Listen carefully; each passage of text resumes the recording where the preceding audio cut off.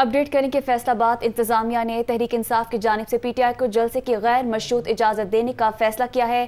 دھوبی گھاٹ ground میں security plan اور انتظامات پر کام کیا جانے لگا ہے۔ تحریک انصاف کی جانب سے درخواست میں اجازت طلب نہیں کی گئی تھی۔ درخواست میں انتظامیہ کو جلسے کے حوالے سے آگاہ کیا گیا تھا۔